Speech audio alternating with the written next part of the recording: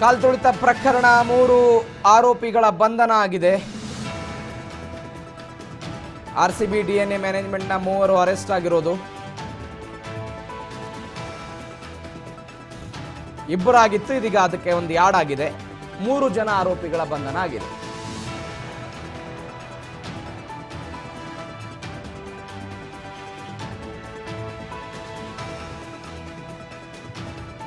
RCB ಮ್ಯಾನೇಜ್ಮೆಂಟ್ನ ನಿಖಿಲ್ ಸೋಸ್ಲೆ,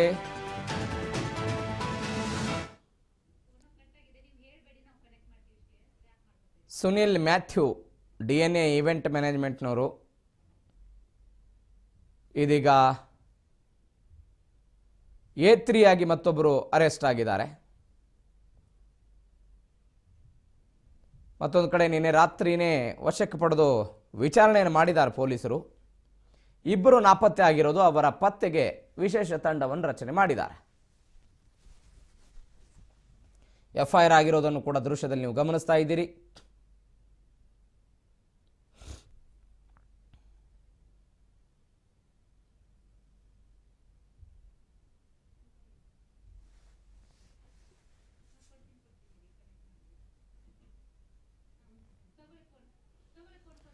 ಬಸವರಾಜ್ ಹೋಗಾರ್ ಸಂಪರ್ಕದಲ್ಲಿದ್ದಾರೆ. ಬಸವರಾಜ್, ಈ ಪ್ರಕರಣದಲ್ಲಿ 3 ಜನರ ಬಂಧನ, ಒಂದು ಆರ್ಸಿಬಿ ಮತ್ತೊಂದು ಡಿಎನ್ಎ, ಇವರೆಲ್ಲರ 3 ಜನರ ಬಂಧನ ನಿನ್ನೆ ರಾತ್ರಿಯೇ ಬಂಧಿಸಿದಾರಂತ ಇವ್ರನ್ನ. ಪ್ರವೀಣ್, ನಿನ್ನೆಯೂ ಕೂಡ ರಾತ್ರಿನೇ 3 ಒಂದು ಸಂಸ್ಥೆಯ ಒಂದು ಮುಖ್ಯಸ್ಥರನ್ನು ಕೂಡ ಬಂಧನವನ್ನು ಕೂಡ ಮಾಡಿರ್ತಕ್ಕಂಥದ್ದು. ಪ್ರಮುಖವಾಗಿ ನಿನ್ನೆ ಸಂಜೆ ಎಫ್ಐಆರ್ ದಾಖಲಾಗಿತ್ತು. ಎಫ್ಐಆರ್ ದಾಖಲಾದ ಬಳಿಕ ಸಿದ್ದರಾಮಯ್ಯವರು ಕೂಡ ಇದಕ್ಕೆ ಸೂಚನೆ ಕೊಟ್ಟರು. ಅಂದ್ರೆ ಒಂದಿಷ್ಟು ಆರೋಪಗಳಿದ್ವು. ಈ ಸಂಸ್ಥೆಗಳ ಮೇಲೆ ಎಫ್ಐಆರ್ ಕೂಡ ದಾಖಲಾಗಿಲ್ಲ, ಸೂಕ್ತ ಕ್ರಮ ಕೈಗೊಳ್ತಾ ಇಲ್ಲ. ಯಾಕಂತಂದ್ರೆ ಪ್ರಮುಖವಾಗಿ ಈ ಕಾರ್ಯಕ್ರಮಗಳನ್ನ ಆಯೋಜನೆ ಮಾಡ್ತಕ್ಕಂಥದ್ದು ಮತ್ತೆ ಇಲ್ಲಿ ಚಿನ್ನಸ್ವಾಮಿ ಸ್ಟೇಡಿಯಂನಲ್ಲಿ ಕೂಡ ಇಲ್ಲಿ 2 ರೀತಿಯಲ್ಲಿ ಕಾರ್ಯಕ್ರಮಕ್ಕೆ ಒಂದಿಷ್ಟು ಒಂದು ಸಾಮಾಜಿಕ ಜಾಲತಾಣ ಮಾಹಿತಿ ಹರಿಬಿಟ್ಟಿದ್ದಾಗಿರ್ಬೋದು, ಮತ್ತೆ ಕೆಲವೊಂದಿಷ್ಟು ಅಲ್ಲಿ ಜನರ ಒಂದು ಎಷ್ಟು ಸಂಖ್ಯೆಯಲ್ಲಿ ಬರ್ತಾ ಇದ್ದಾರೆ ಅನ್ನುವಂಥದ್ದು ಕೂಡ ಗೊತ್ತಾದಂತ ಸಂದರ್ಭದಲ್ಲಿ ಕೂಡ ಸರ್ಕಾರಕ್ಕೆ ಕೆಲವೊಂದಿಷ್ಟು ಮಾಹಿತಿಗಳನ್ನ ರವಾನೆ ಮಾಡಬೇಕಾಗಿತ್ತು. ಆದ್ರೆ ಯಾವುದೇ ರೀತಿ ಸರ್ಕಾರಕ್ಕೂ ಕೂಡ ಮಾಹಿತಿ ಕೊಟ್ಟಿಲ್ಲ. ಅದರದೇ ಆಗಿದ್ದ ಎಡವಟ್ಟನ್ನು ಕೂಡ ಮಾಡಿಕೊಂಡು ಇಷ್ಟೊಂದು ಜೀವಗಳ ಒಂದು ಬಲಿ ಆಗ್ಲಿಕ್ಕೆ ಇವರು ಕಾರಣರಾದ್ರು ಅನ್ನುವಂತಹ ಆರೋಪಗಳು ಕೂಡ ಇದ್ದಂತ ಸಂದರ್ಭದಲ್ಲಿ, ಹಾಗಾಗಿ ನಿನ್ನೆನೆ ಪೊಲೀಸ್ ಅಧಿಕಾರಿಗಳಿಗೆ ಕೂಡ ಸಿಎಂ ಸಿದ್ದರಾಮಯ್ಯ ಸೂಚನೆ ಕೊಟ್ಟಂತ ಸಂದರ್ಭದಲ್ಲಿ ಡಿಎನ್ಆರ್ ಸಂಸ್ಥೆ ಮತ್ತೆ ಆರ್ಸಿಬಿ ಮತ್ತೆ ಕ್ರಿಕೆಟ್ ಅಸೋಸಿಯೇಷನ್ ಕೂಡ ಈ 3 ಸಂಸ್ಥೆಗಳ ಮುಖ್ಯಸ್ಥರನ್ನು ಕೂಡ ನಿನ್ನೆ ರಾತ್ರಿನೇ ಒಂದು ಬಂಧನ ಮಾಡಿದ್ದಾರೆ ಅನ್ನುವಂತಹ ಮಾಹಿತಿ ಕೂಡ ಇರುವಂತದ್ದು. ಆದ್ರೆ ಇಬ್ಬರು ಒಂದಿಷ್ಟು ಇನ್ನೂ ಕೂಡ ಕಾರ್ಯಾಚರಣೆ ಮಾಡ್ತಾ ಇದ್ದಾರೆ. ಕರ್ನಾಟಕ ಅಸೋಸಿಯೇಷನ್ ಅವರ ಒಂದು ಕಾರ್ಯದರ್ಶಿಗಳು ಕೂಡ ಇನ್ನೂ ಕೂಡ ಒಂದು ಅವ್ರನ್ನ ಪರಿಶೋಧನೆ ಮಾಡುವಂತಹ ಕೆಲಸ ಕೂಡ ಆಗ್ತಾ ಇದೆ ಅನ್ನುವಂತ ಮಾಹಿತಿ ಸಿಗುತ್ತೆ. ಆದ್ರೆ ಡಿಎನ್ಆರ್ ಮತ್ತೆ ಆರ್ಸಿಬಿ ಈ 2 ಸಂಸ್ಥೆಯ ಮುಖ್ಯಸ್ಥರನ್ನ ಬಂಧನ ಮಾಡಿರ್ತಕ್ಕಂಥದ್ದು. ಅವರಿಂದ ಹೇಳಿಕೆಯನ್ನ ಪಡ್ಕೊಳ್ತಾ ಇದ್ದಾರೆ.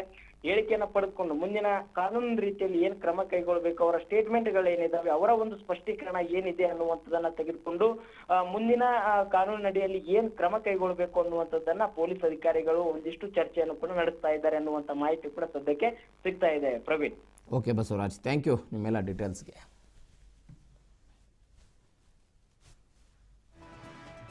ಚಿನ್ನಸ್ವಾಮಿ ಸ್ಟೇಡಿಯಂ ಬಳಿಯ ಕಾಲ್ತುಳಿತ ಪ್ರಕರಣ ಇಲ್ಲಿಗೆ ಬಂದಿದೆ. ನಿನ್ನೆ ಹೈಕೋರ್ಟ್ನಲ್ಲಿ ವಿಚಾರಣೆ ಆಯಿತು. ಅದಾದ ನಂತರ ನೋಟಿಸ್ ಜಾರಿಯಾಗಿದೆ, ತನಿಖೆ ಮಾಡ್ತೀವಿ ಅಂತ ಹೇಳ್ತಿದ್ದಾರೆ. ಆಕ್ರೋಶ ಮಾತ್ರ ಕಡಿಮೆ ಆಗಿಲ್ಲ. ಸರ್ಕಾರದ ವಿರುದ್ಧ, ಕೆಲ ಅಧಿಕಾರಿಗಳ ವಿರುದ್ಧ ಸಾರ್ವಜನಿಕರ ಆಕ್ರೋಶ ಮಾತ್ರ ಕಡಿಮೆ ಆಗಿಲ್ಲ. ಸ್ಟೇಡಿಯಂನವರದ್ದು ತಪ್ಪು, ಕ್ರಿಕೆಟ್ ಅಸೋಸಿಯೇಷನ್ ಅವರದ್ದು ತಪ್ಪು ಅಂತ ಸರ್ಕಾರ ಸಮರ್ಥನೆ ಮಾಡಿಕೊಳ್ತಾ ಇದ್ರೆ, ಸಾರ್ವಜನಿಕರ ಪ್ರಶ್ನೆ ಇರೋದು ಕ್ರಿಕೆಟ್ ಅಸೋಸಿಯೇಷನ್ ಮತ್ತು ಚಿನ್ನಸ್ವಾಮಿ ಸ್ಟೇಡಿಯಂ ಬೆಂಗಳೂರು ಬಿಟ್ಟೇನು ಹೈದರಾಬಾದ್ನಲ್ಲಿದೆಯಾ? ವಿಧಾನಸೌಧದ ಕೂಗಳತೆಯಲ್ಲಿರುವಂತಹ ಸ್ಟೇಡಿಯಂ ಬಗ್ಗೆ ಸರ್ಕಾರಕ್ಕೆ ಮಾಹಿತಿ ಇಲ್ಲ ಅನ್ನೋದಾದರೆ ಯಾವ ಪುರುಷಾರ್ಥಕ್ಕಾಗಿ ಕಾರ್ಯಕ್ರಮವನ್ನು ಆಯೋಜನೆ ಮಾಡಲಾಯಿತು? ಸ್ಟೇಡಿಯಂನಲ್ಲೇ ಕಾರ್ಯಕ್ರಮವನ್ನು ಮಾಡಬಹುದಾಗಿತ್ತು. ವಿಧಾನಸೌಧದ ಮೆಟ್ಟಿಲುಗಳ ಮೇಲೆ ಮತ್ತ್ಯಾಕೆ ಕಾರ್ಯಕ್ರಮದ ಆಯೋಜನೆ ಆಯಿತು? ಇತ್ಯಾದಿ ಇತ್ಯಾದಿ.